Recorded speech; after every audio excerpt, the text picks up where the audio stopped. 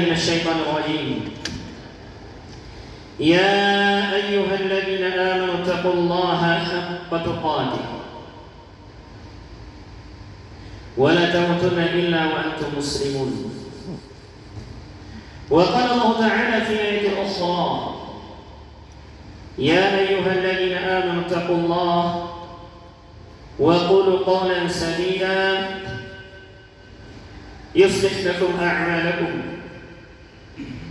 ويغفر لكم ذنوبكم ومن يطع الله ورسوله فقد فاز فوزا عظيما. أما بعد، فإن أصدق الحديث كتاب الله وخير الهدي هدي محمد صلى الله عليه وسلم. أيها الحاضرون والحاضرات رحمني ورحمكم الله، من يطع الله ورسوله فقد رشد ومن يعص الله ورسوله فقد غوى. معاشر المسلمين والmuslimat, sidang jemaah salat maghrib dan isya yang senantiasa dirahmati oleh Allah Jalla Jalaluhu. Kembali kita bersyukur kehadiran Allah Subhanahu wa taala atas limpahan rahmat beserta nikmat, sehingga di malam hari ini kita masih bisa berkumpul di mushola di surau yang sama-sama kita cintai dalam rangka menjalankan ibadah, kemudian dilanjutkan dengan majelis ilmu. Yang mana para jemaah sekalian rahimani wa rahimakumullah, pada hari ini Allah masih memberikan kepada kita kesempatan untuk berdoa, untuk bertaubat kepada Allah Jalla Jalaluhu, guna mempersiapkan diri kita berjumpa dengan bulan Ramadan, yang mana kita sudah berada di penghujung bulan Sya'ban. Hanya hitungan hari lagi para jemaah, insyaallah kita akan berjumpa dengan bulan Ramadan. Aisyah radhiyallahu ta'ala anha mengatakan dalam sebuah hadis, "Ma ra'aitu Rasulullah sallallahu alaihi wasallam istakmala shiyam asy-syahr illa fi Ramadan, wa ma ra'aituhu akthara siyaman minhu illa fi Sya'ban." Tidaklah aku melihat Nabi sallallahu alaihi wasallam berpuasa selama 1 bulan penuh kecuali pada bulan Ramadan, dan tidaklah aku melihat beliau memperbanyak puasa-puasa sunnah dibandingkan bulan-bulan yang lain kecuali pada bulan Sya'ban. Nabi menjadikan bulan Sya'ban sebagai waktu untuk memaksimalkan persiapan dalam menyambut bulan Ramadan. Agungnya Nabi mempersiapkan para jemaah. Kalau hanya sekedar untuk masuk surga, beliaulah dijamin masuk surga. Kalau hanya untuk ampunan dosa, beliaulah maksum, diampunkan dosa. Tapi beliau tetap mempersiapkan dirinya untuk berjumpa dengan bulan Ramadan. Lantas ada awak yang belum dijamin masuk surga, lalu yang belum dijamin ampunan dosa, maka jangan sampai kita tidak memiliki rasa rindu, rasa cinta untuk berjumpa dengan bulan Ramadan. Salat dari yang sana teruntuk Nabi kita Sayyidul Anbiya wal Mursalin, Nabi Muhammad sallallahu alaihi wasallam. Para jemaah rahimani wa rahimakumullah, kembali kita lanjutkan kajian kita, pembahasan dalam mempersiapkan diri untuk berjumpa dengan bulan Ramadan. Para jemaah, Allah Subhanahu wa taala berfirman di dalam Al-Qur'an, dalam ayat yang sering kita dengar, yang mungkinlah hafal bagi awak, di mana Allah menyeru, "Ya ayyuhalladzina amanu," wahai orang-orang yang beriman. Jadi Allah mengatakan wahai orang-orang yang beriman, sehingga seruan ini adalah seruan yang khusus, bukan seruan yang umum. Jadi yang dipanggil oleh Allah adalah orang-orang yang beriman saja. Kenapa Allah tidak memanggil wahai orang-orang Islam? Karena tingkatan iman para jemaah berada di atas tingkatan Islam. Kalau Islam ini adalah orang yang berserah diri, Orang yang mengucapkan syahadat, maka dia sudah dikatakan Islam. Tapi kalau iman para jemaah sekalian adalah orang-orang yang telah menjalankan apa-apa yang Allah perintahkan dan mereka menerima, meyakini di dalam hati dengan penerimaan, mengamalkan dengan perbuatan dan mengucapkan dengan lisan. Itulah yang dikatakan orang-orang beriman. Dan di dalam ayat ini Allah menyeru kepada orang-orang yang beriman. Berarti memang orang-orang nan Allah khususkan, hamba-hamba nan Allah pilih, hamba-hamba nan niyo mendanga perintah Allah, hamba-hamba nan niyo mendanga seruan Allah. Karena banyak orang Islam tapi dia tidak beriman.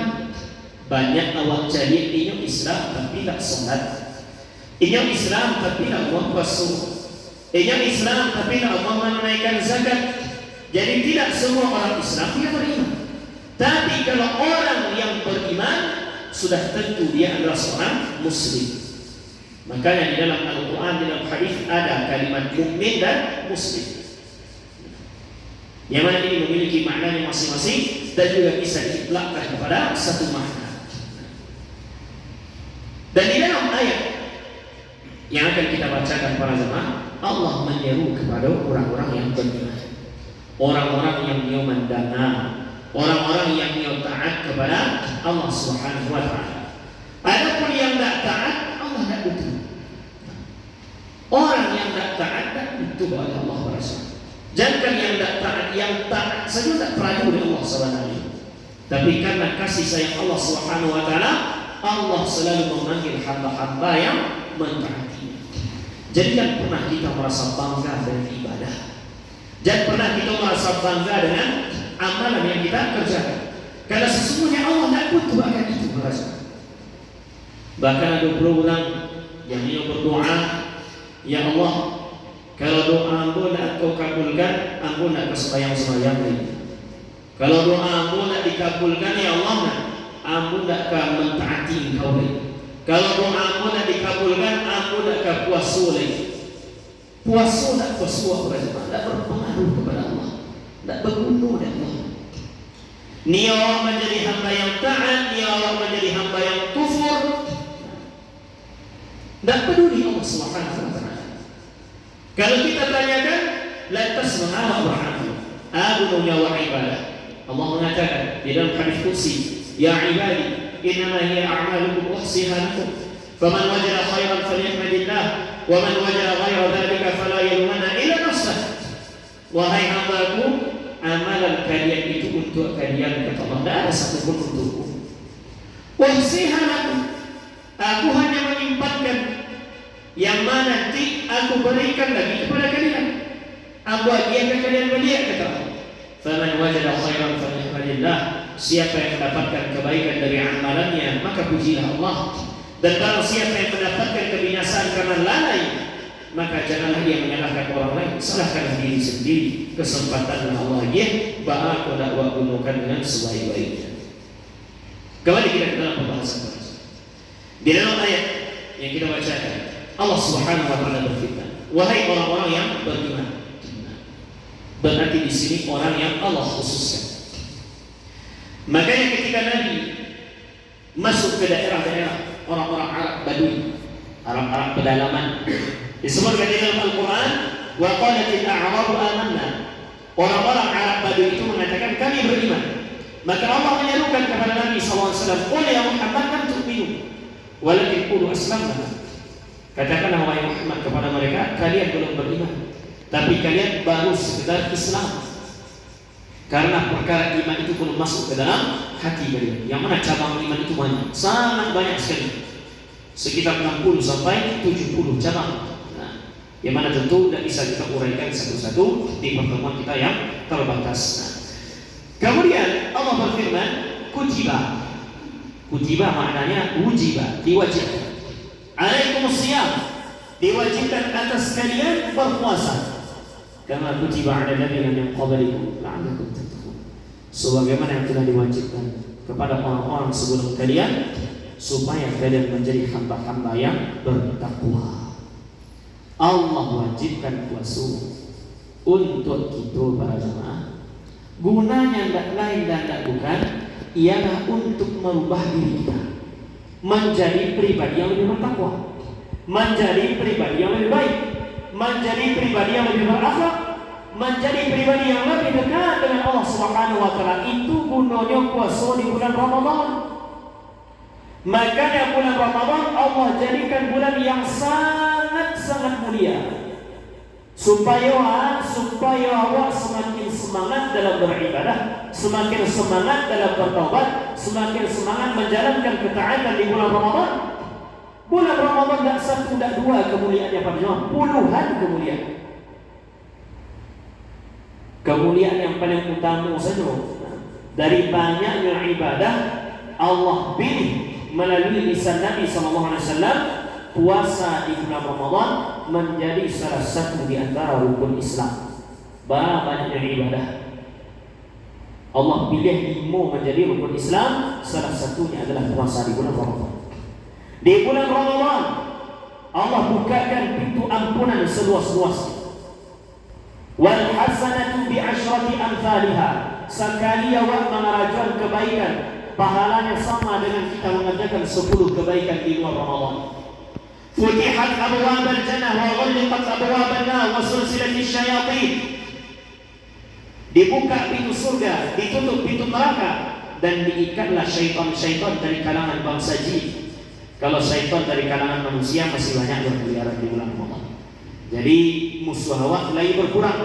Syaitan dari bangsa jin berkurang. Tapi nak payah tu syaitan dari kalangan manusia. Bakok payah maksudnya nampak.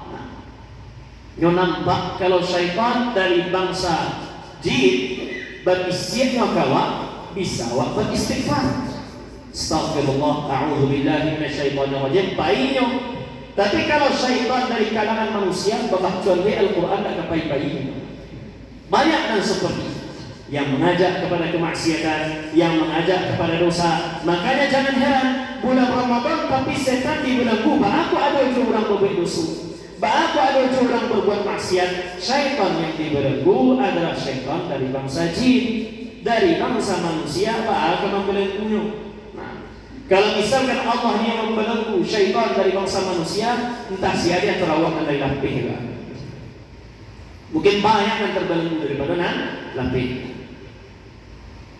Dan di bulan Ramadan Allah belenggu itu syaitan.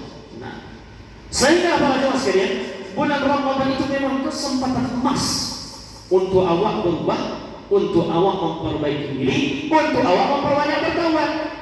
Maka Nabi SAW disebutkan dalam sebuah hadis ketika beliau menaiki mimbarnya, beliau mengucapkan amin.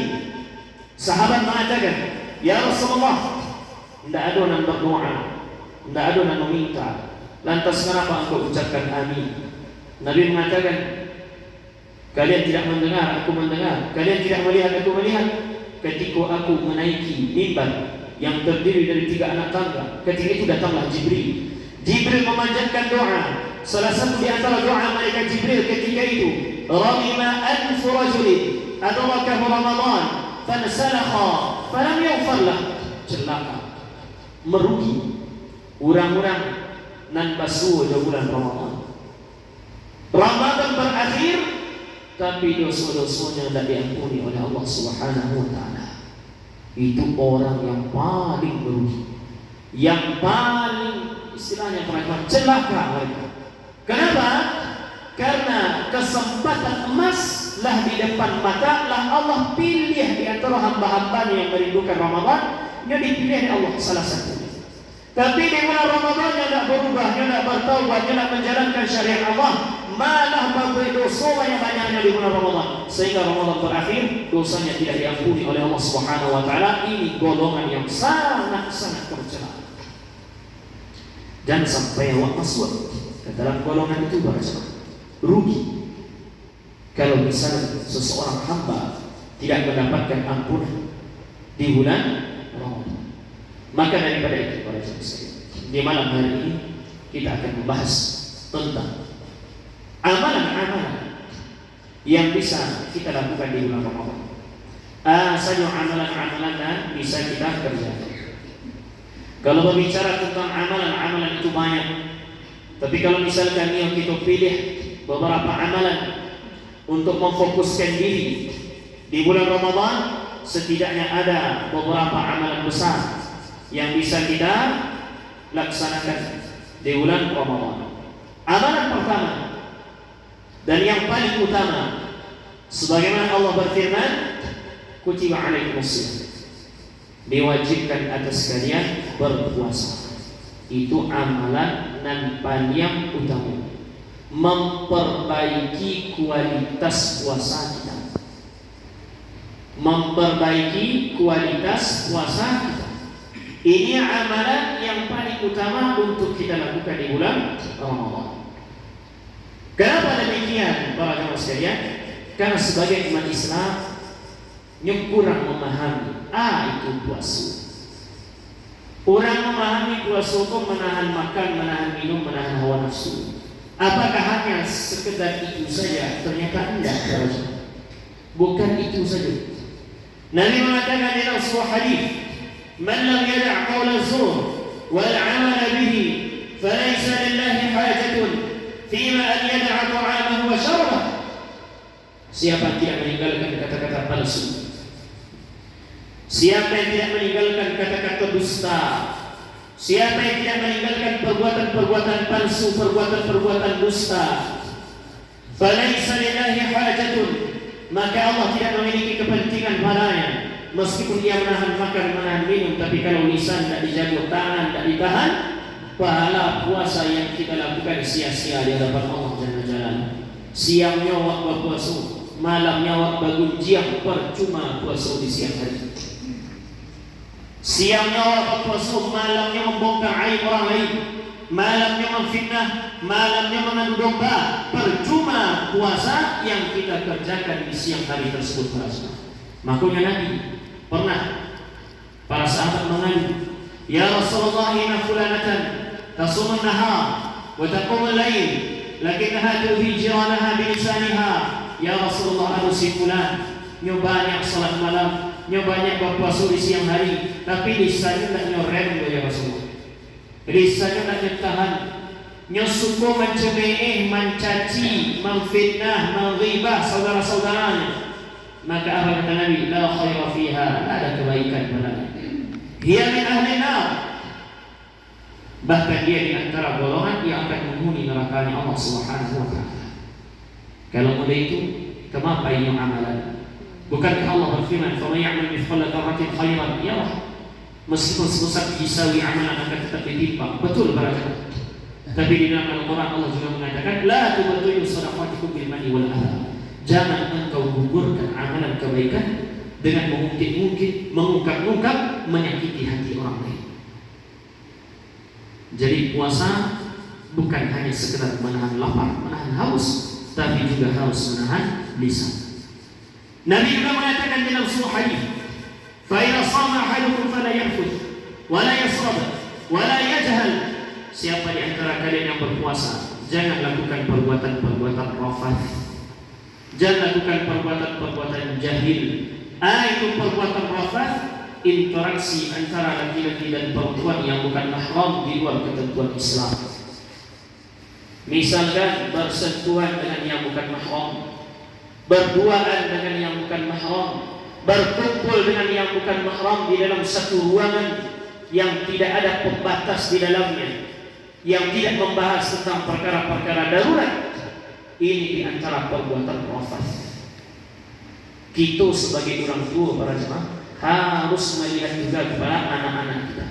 Berapa banyaknya di Ramadan yang tahun-tahun lalu, sore-sore lah adu muda-mudi keluar, berboncengan dengan yang bukan mahram.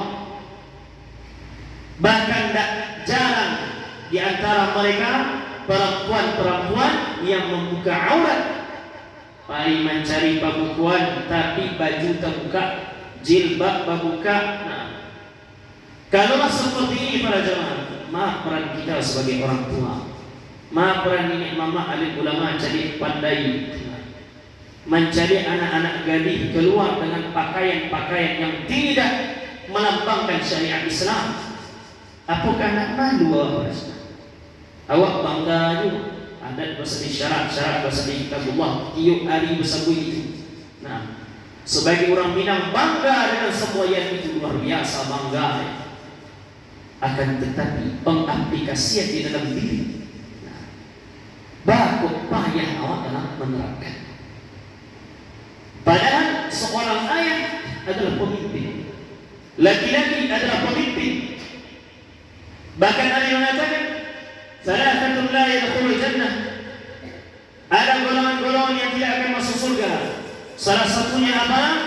Ad-dayyuth, seorang laki-laki yang sudah hilang rasa cemburu dari dalam dirinya. Seorang suami tidak cemburu mencelik bininya pai keluar di bulan Ramadan, pai berbuka bersama dengan laki-laki yang tak mahram, pai acara reuni dengan laki-laki yang bukan mahram. Jangan kita membuka pintu-pintu kemaksiatan para jemaah. Labelnya yo berbeda, buka bersama, reuni, halal bihalal misalkan, tapi isinya adalah orang-orang yang senang berjumpa dengan yang bukan mahramnya. Momen itu nan batunggu setiap tahun, momen itu nan batunggu setiap pulang kampung, basuh kawan-kawan lamuna. Kalau sesama manusia, sesama laki-laki wajar, tapi ikut digabung laki-laki dan perempuan, dan mereka berinteraksi dengan interaksi yang sudah di luar batas Islam. Sekedar menyambung tali silaturahim, sekedar berjumpa untuk hal-hal yang bermanfaat. Islam tidak melarang berjumpa. Apakah Islam melarang mutlak interaksi laki-laki dan perempuan? Tidak. Tapi ada batasan-batasan. Kalau seorang suami membiarkan ini terjadi pada istrinya, dayyuth, hilang itu cemburu. Banyaknya para jemaah, seorang suami bahkan rela istrinya dicapui dengan bukan mahram. Banyak kejadian itu. Apalagi seorang ayah bangga mencari anak gadisnya dijapui di laki-laki yang bukan mahram. Apalagi kalau lah bogoto laki-laki itu, bangga, senang hati.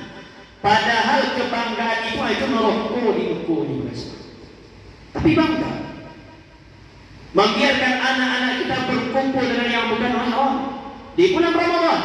Siangnya puasa, malam itu kalau jenuh sio-sio baru puasa.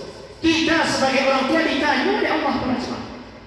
Jangan sangka apa yang dilakukan anak yang sudah balik, orang tua tidak memiliki tanggung jawab. Orang tua tetap memiliki tanggung jawab selagi orang tua itu bisa berubah. Ini kan balik Ustaz, tidak tanggung jawab apa boleh. Pemikiran dari mana ini para jemaah? Ini masih tinggal jawab. Awak tahu ayamnya kerajuan, kecuali kalau bagi cuahnya misalkan. Nah, ia tidak dibebankan itu dosa orang kita. Tapi kalau nampak secara nyata bagi kita, apalagi seorang ayah, berarti ini adalah ayah yang dayyuth, tidak ada secemburu. Seorang kakak laki-laki mencari adik perempuan yang dibawa oleh laki-laki yang bukan mahram, ini juga perbuatan dayyuth. Hati-hati kita para jemaah sekalian, rahimahumullah.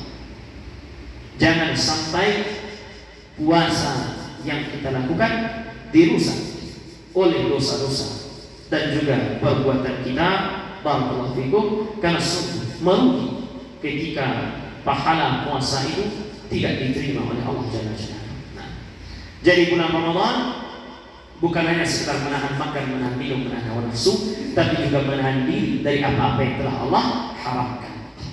Dan ada pula para jemaah, orang lisannya dari bersih, hatinya dari bersih, perbuatannya dari bersih.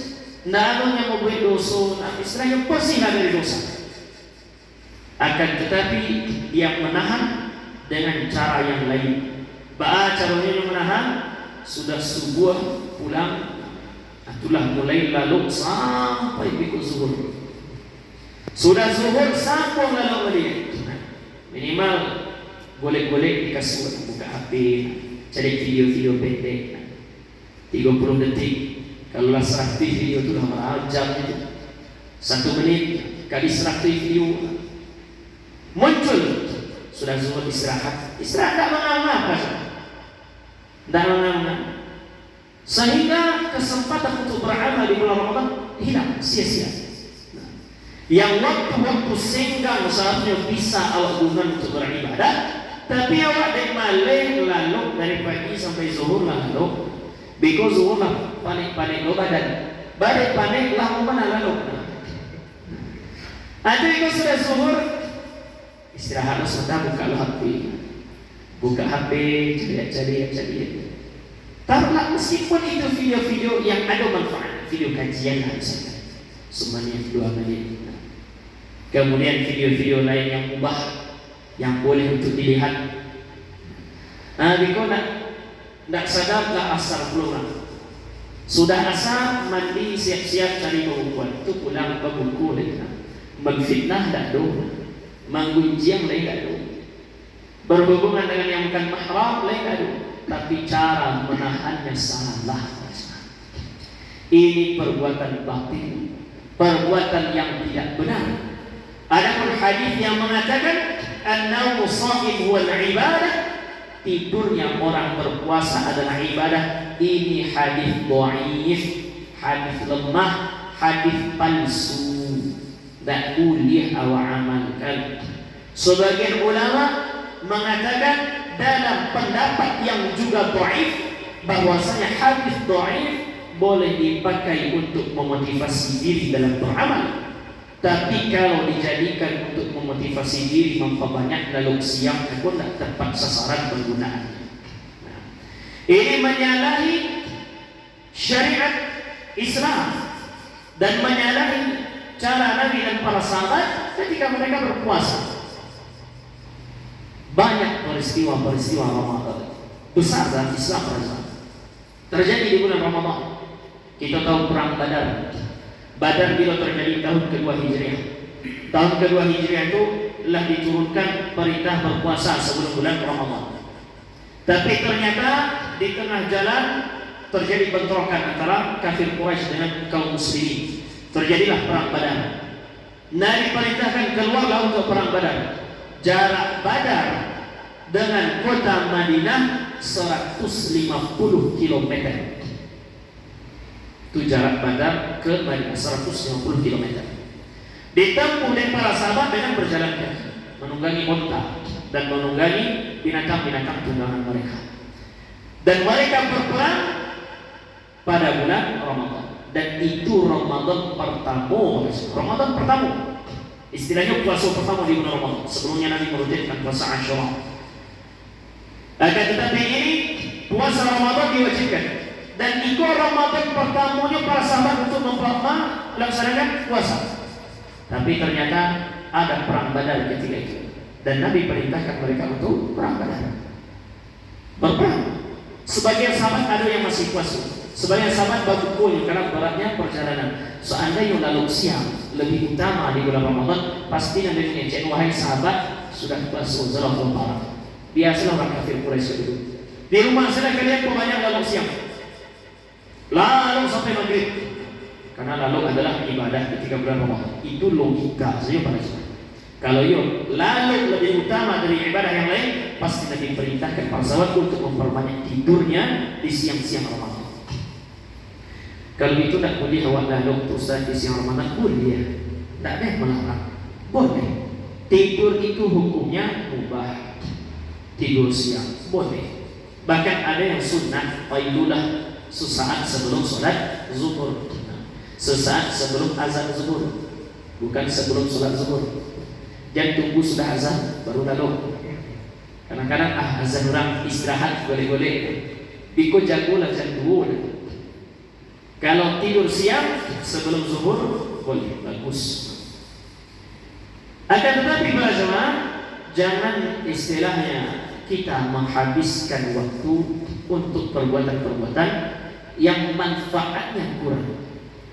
Boleh anak mencari HP bulan Ramadan, boleh, tak ada masalah. Boleh anak main HP, boleh. Tapi jangan sampai ini menjadi prioritas itu, rugi awak para jemaah. Yang seharusnya awak bisa baca Quran. Bayangkanlah seminit video kali 60 video itulah 1 jam. 1 jam awak membaca Al-Quran lah berapa huruf itu. Kali-kalianlah surah. Tapi kalau menonton video, manfaat. Ya seperti itu saja. tidak mendapatkan pahala. Nah, hanya perkara-perkara yang mubah. Jadi para jemaah sekalian, Ramadan bukan bulan untuk bersantai-santai. Ramadan bukan bulan untuk memperbanyak tidur siang. Juga pernah terjadi perang besar penaklukan Spanyol dipimpin oleh panglima perang namanya Tariq bin Ziyad, memimpin sekitar 7.000 pasukan. Ditaklukkanlah Spanyol ketika itu. Beberapa tahun setelahnya umat Islam berhasil menduduki yang namanya semenanjung Iberia, Spanyol dan juga Portugal, dan kekuasaan Islam ketika itu dikenal dengan Andalusia. Spanyol, Cordoba dan sebagainya. Andalusia. Berapa lama Islam berkuasa di situ? 780 tahun, kurang lebih 8 abad para jemaah. Bila penaklukan itu terjadi bulan Ramadan 92 Hijriah. Nah, negara kita Indonesia merdeka 17 Agustus tahun 45. Coba buka buku-buku sejarah. 17 Agustus tahun itu juga bertepatan dengan bulan Ramadan. Nah, para jemaah sekalian, Ramadan bukan bulan untuk bersantai-santai, tapi Ramadan adalah bulan untuk memperbanyak amal. Itu amalan pertama. Mari kita perbaiki kualitas puasa kita. Amalan kedua, ya juga bisa kita lakukan barakallahu fikum. Kalau siangnya kita siap berpuasa, kalau malamnya kita isi dengan qiyamul lail, salat malam. Nabi sallallahu alaihi wasallam bersabda, "Man qama Ramadan imanan wa ihtisaban, ghufira lahu ma taqaddama min dhanbihi." Siapa yang salat malam di malam-malam Ramadan dengan keimanan dan persiapan, maka Allah ampunkan dosa-dosa yang telah berlalu. Isilah dengan salat tarawih, isilah dengan salat tahajud. Tidak sanggup meniru Nabi, satu rakaatnya 2 juz 4 lembar surah Al-Baqarah, rakaat kedua surah Ali Imran. Itu salat Nabi. Bahkan Aisyah mengatakan Nabi SAW ketika salat malam, hatta yatafaqqara qadamah, sampai-sampai kaki beliau bengkak kemudian merekah, di lama beliau tagak salat malam.